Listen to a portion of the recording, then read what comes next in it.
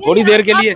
आप मानते हैं कि 370 का यहाँ पर जिक्र करना वो 3 दिन वेस्ट करने के हिसाब से ही था। अगर आप लोगों के लिए होता तो कुछ उम्मीद भी बनती, आपके साथ बहुत बड़ी संख्या में आपके परिवार है, आपका भी भविष्य है, वो भविष्य के लिए सोचा नहीं गया। बिल्कुल मैम, सिर्फ सियासत हो रही है। भारतीय जनता पार्टी के जो LOP बने हैं सुनील शर्मा जी, मैं उनको ये रिक्वेस्ट करूंगा पर्सनली कि आप डेली वेजर के हक में प्रस्ताव लाएं। अगर 370 का प्रस्ताव पास हो सकता है, स्टेटहुड का हो सकता है, तो आप भी लेके आइए ना। आपने तो कहा था, शरेआम कहा था कि हम डेली वेजर के साथ है, और डेली वेजर ने आप पे भरोसा करके बहुत बड़ा मैंडेट भी आपको दिया है। आपकी जिम्मेदारी बनती है, आप विपक्ष की भूमिका निभाए ना। अगर सत्ता पक्ष शायद अपने वादों को भूल गया है तो आपको याद करवाना आपका फर्ज बनता है। आप लाइए। आप तो मैं चाहता हूं कि कल का दिन जो बचा है उसमें ये लोग प्रस्ताव लेके आए डेली वेजर के लिए, और उसके साथ उनको पहले किसी कैटेगरी में लाइए। अब डेली वेजर का इतना बड़ा इशू है, दिन ब दिन हमारे डेली वेजर साथी रिटायर होते जा रहे हैं, डेथ होती जा रही है।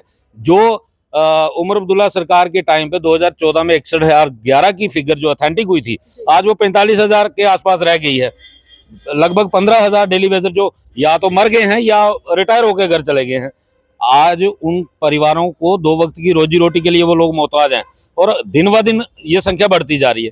जो मुद्दे हैं पहले इनकी तरफ ध्यान। कुछ ऐसे लोग हैं जो ऑनलाइन नहीं हुए हैं, बहुत सी बड़ी संख्या है कहा जा रहा है, तो वो कैसे होंगे? मैम, उसके लिए सबसे पहले तो मैं तो कहूँगा हमारे डिपार्टमेंट की बहुत बड़ी नेग्लिजेंसी है। जो वर्कर फील्ड में काम करता है उसके पास इतना समय नहीं होता कि वो ऑफिस में आके चक्कर काटे, और कई बार क्या होता है कि हमारे लोगों को मैसेज भी नहीं मिल पाता कि ऑफिस में क्या चीज मंगवाई गई है। ये जो कंसर्न जेई होता है, जे AW होता है, एक्शन होता है, ये इनकी रिस्पांसिबिलिटी बनती थी। उन लोगों को जो ग्राउंड पे काम कर रहे थे उनके डॉक्यूमेंटेशन करवाना और NIC पोर्टल पे उनको ऑनलाइन करवाना।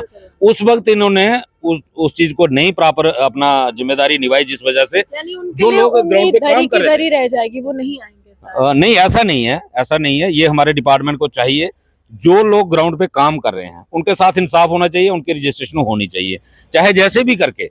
ये इनकी नालायकी है, उन लोगों का कोई कसूर नहीं है। जो फील्ड में काम कर रहा था, जो 15 साल से अगर काम कर रहा है, आज उसको ऑनलाइन नहीं किया गया।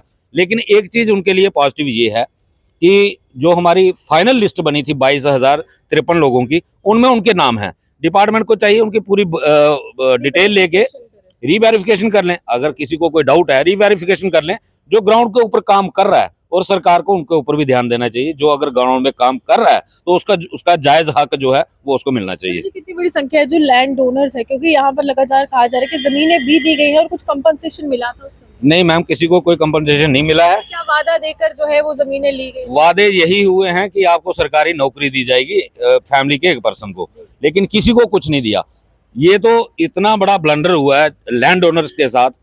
एक तो लैंड ले ली करोड़ों रुपए की, फिर उसको बोला आप ऐसा करो, डिपार्टमेंट को रजिस्ट्रेशन करवा के दे दो, पैसे अपनी जेब से लगाओ। वो रजिस्ट्री के पैसे भी उनसे लिए, और उसके बाद उनका एक बंदा एंगेज कर दिया, फैमिली का एक मेंबर एंगेज कर दिया एज ए कैजुअल लेबर, जिसको सैलरी देना भी बंद।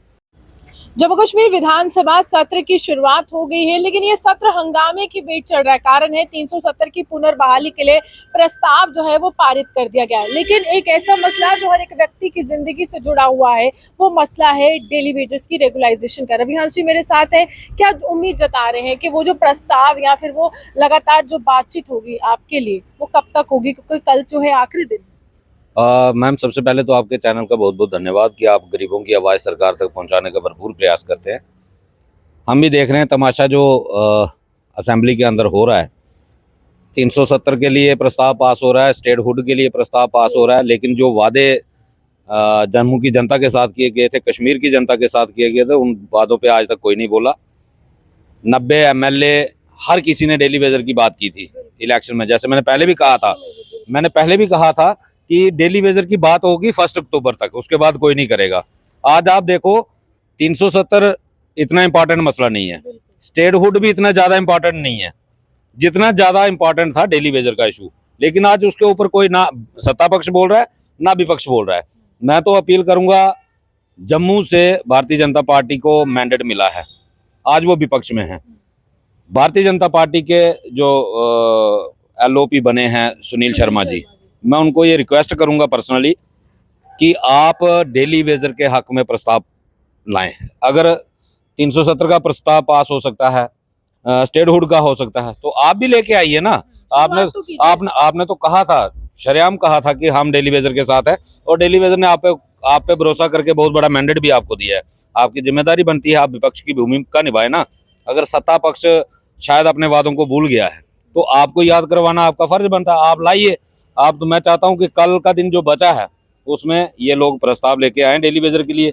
और उसके साथ साथ मैं अपने सीएम उमर अब्दुल्ला साहब को भी ये रिक्वेस्ट करूंगा कि आपने हर जगह पे डेली वेजर के मुद्दे को उछाला था, और आपने मैनिफेस्टो में भी रखा था कि हमारी सरकार बोल गए थे आप, हमारी सरकार आएगी तो हम डेली वेजर के मसले को तुरंत हल करेंगे। तो आज आपके पास मौका है, असेंबली का सेशन चल रहा है, तो आप डेली वेजर के ऊपर भी एक रेजुलेशन लाइए, जिससे कि 60,000 परिवारों का चूल्हा चौका चलेगा, उनके बच्चों को अच्छी एजुकेशन मिलेगी, उनको टाइमली फीस मिलेगी। तो जो जरूरी मसले हैं उनके ऊपर ज्यादा ध्यान दें। ये जो राजनीतिक स्टंटबाजी चल रही है इसको थोड़ी देर के लिए आप मानते हैं कि 370 का यहाँ पर जिक्र करना वो 3 दिन वेस्ट करने के हिसाब से ही था। अगर आप लोगों के लिए होता तो कुछ उम्मीद भी बनती।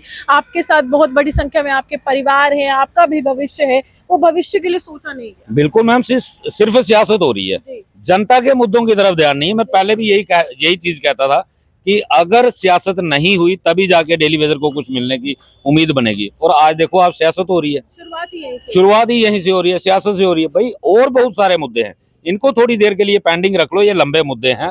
सेंटर ने ऑलरेडी कहा हुआ है कि हम स्टेटहुड देंगे, तो इतनी क्या जल्दबाजी है? आप थोड़ा वेट कर लीजिए। बाकी और बड़े मसले हैं, आप लाइए मसले असेंबली में, पास करवाइए, रेजोल्यूशन पास करिए। कम से कम जनता के मुद्दों को, जनता को रिलैक्सेशन दे। जो पिछले 10 सालों से जनता ने ब्यूरोक्रेसी का जुल्म सहन किया है, उससे थोड़ी सी तो जनता को रिलीफ मिले। उनको पहले किसी कैटेगरी में लाइए। अब डेली वेजर का इतना बड़ा इशू है, दिन ब दिन हमारे डेली वेजर साथी रिटायर होते जा रहे हैं, डेथ होती जा रही है। जो उमर अब्दुल्ला सरकार के टाइम पे 2014 में 61,011 की फिगर जो ऑथेंटिक हुई थी, आज वो 45,000 के आसपास रह गई है। लगभग 15,000 डेली वेजर जो या तो मर गए हैं या रिटायर होकर घर चले गए हैं। आज उन परिवारों को 2 वक्त की रोजी रोटी के लिए वो लोग मोहताज हैं, और दिन ब दिन ये संख्या बढ़ती जा रही है। जो मुद्दे हैं पहले इनकी तरफ ध्यान जाना चाहिए। लेकिन आप जावेद राणा से मिले थे, जो जल शक्ति विभाग के मंत्री हैं, क्या आश्वासन उनकी तरफ से दिया गया था? हाँ मैम, बेसिकली मेरी जहाँ ड्यूटी है उनका वहाँ रेजिडेंस है, और उस दिन वो मेरी ही साइड पे विजिट करने आए थे। तो मैंने उनसे कहा था सर 2 मिनट के लिए बात करनी है। तो जान पहचान थोड़ी बहुत पहले भी थी, तो उन्होंने बोला कि आप घर पे आ जाओ। तो फिर हम घर गए, उनके मिले, हमने बात की। तो उन्होंने यही कहा था कि ये जो आपका ये इशू है ये ऑलरेडी हमारी पार्टी के एजेंडे में है, और हमारा पहली प्रायोरिटी पे यही मसला है। हम इस मसले को जल्द ही कैबिनेट में लाने वाले हैं। और फिर भी उन्होंने मेमोरेंडम ले लिया, और उन्होंने ये भी कहा था कि मैंने ऑलरेडी इसके ऊपर एक मीटिंग कर दी है। चीफ इंजीनियर कश्मीर और जम्मू को मैंने डायरेक्शंस दे दी हैं कि जो भी इनकी कैटेगरी वाइज मुझे डिटेल दे दो। तो उन्होंने तो ये कहा था कि हम बड़ी जल्दी इसका मसले का सोल्यूशन करेंगे। उम्मीद पे दुनिया कायम है, अब वो अपनी बात पे कितना खरा उतरते हैं। लेकिन अगर वो कर भी देंगे, आप कह रहे प्रस्ताव ले आइए या सब कुछ हो जाएगा, एलजी अगर नहीं मानेंगे, क्योंकि इतने सालों से तो सत्ता यहाँ पर भाजपा की ही रही है, इनडायरेक्टली अगर मैं बात करूं केंद्र की रही है, अगर वहां से ही बिल्कुल मुकर गए तो क्या होगा? मैम ये तो फ्यूचर की मैं पहले नहीं कह सकता, लेकिन मैं इतना जरूर कहूंगा, असेंबली का जो रोल है असेंबली उसको प्ले करे। जो जीते हुए विधायक हैं, जो हमारे चीफ मिनिस्टर हैं, जो हमारे पीएचई मिनिस्टर हैं, वो अपना रोल प्ले करें। वो अपने कैबिनेट से अप्रूवल देके एलजी साहब तक भेजें। उसके बाद वहां से क्या रिस्पांस मिलता है उसके ऊपर उस तरीके से देखा जाएगा। जब वहां से कोई हाँ ना को कोई ना कोई जवाब तो उनको देना है, तो उसके बाद उस तरीके के बारे में सोचा जाएगा। लेकिन पहले मेरी यही रिक्वेस्ट है इन सभी लोगों से, जितने भी लोग जीत के गए हैं, सबने डेली वेजर का अपने अपने इलेक्शन भाषणों में जिक्र किया हुआ और सबको समर्थन मिला है।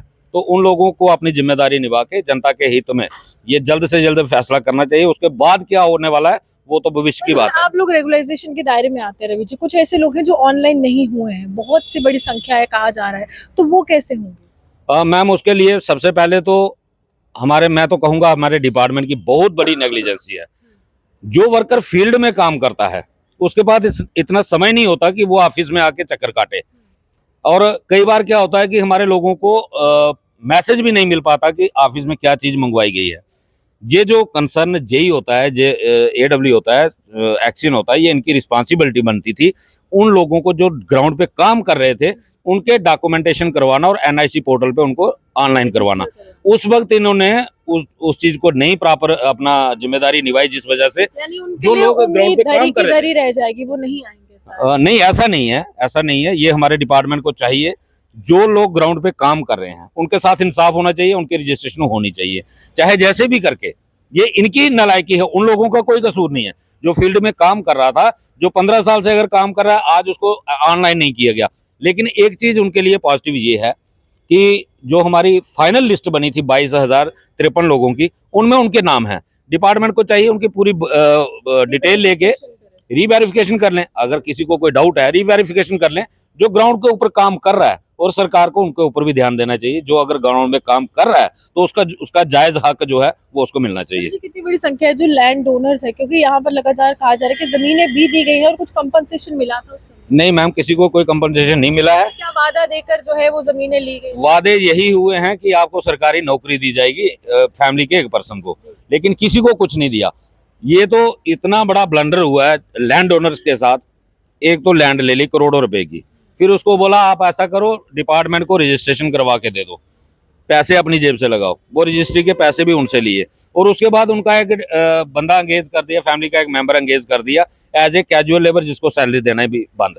उनको सैलरी भी नहीं, मुफ्त में काम, करोड़ों की जमीन, और जेब से पैसे खर्च करके रजिस्ट्री करवा ली। पहले जमीनें ली गई थी, कौन सी सरकार थी? मैम सभी ने ली हैं, किसी ने नहीं छोड़ा।